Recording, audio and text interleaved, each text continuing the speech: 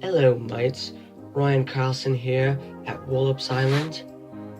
As you can see here, we start off with a beautiful field, amazing view, early morning, some beautiful grass, some trees, some more trees. Oh, a very ugly person walking in front of me.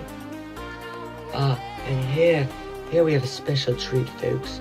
Some beautiful horse dung. And even more. Wow, we're in for a treat today. Even more horse dung. Beautiful. Alright, now we're on to some trees and logs. Beautiful green. Yes, also a beautiful pathway. Beautiful walkway. Here we are, motorboating up the river, up in the marsh. There's a bird on your right over there. If you look in your top left, you can see a drone. Very annoying drone, might I add. We have some trees and shrubs along the edge, along with some branches and some mud. Beautiful, amazing scenery. Here we have a current cross, used to measure the speed and direction of current. Here are some very useful and active helpers, measuring the data. Oh, back to the current cross. Amazing.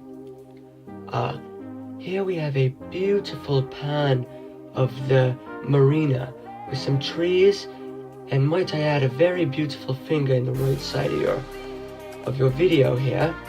And here are boats, people hard at work right here, walking up the ramp, collecting barnacles.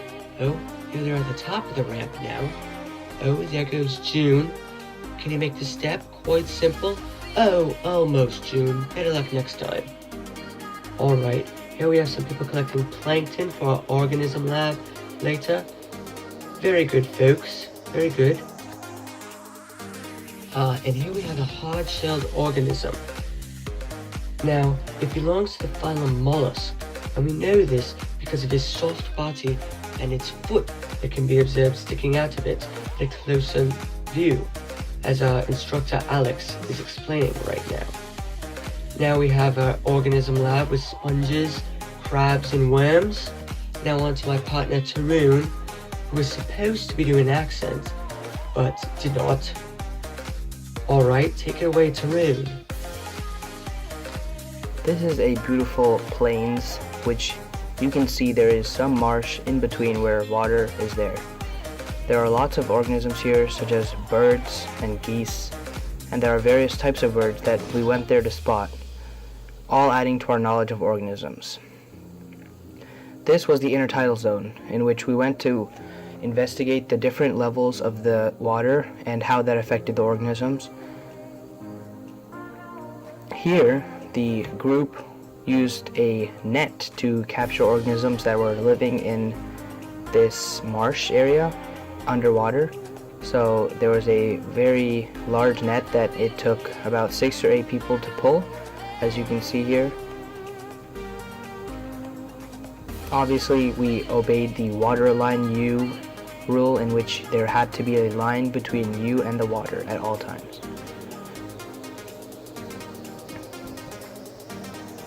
Because of all the water and organisms, the net was very heavy.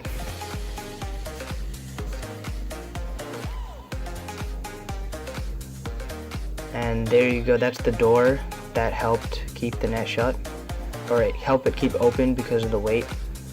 And this is where most of the organisms were, in this large pile here. So these are the organisms that, a large part of these organisms were also investigated in the macroorganism lab that we showed earlier.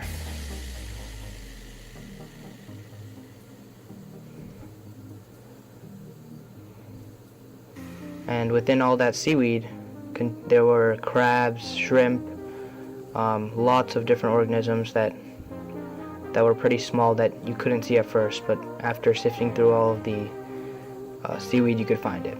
This was in the microorganism lab, and this is a crab that we found in the macroorganism lab, a Maryland blue crab to be exact. And in these labs, we learned all about different traits of this, how to identify them. Here's some more pictures, videos of a crab in a very detailed manner.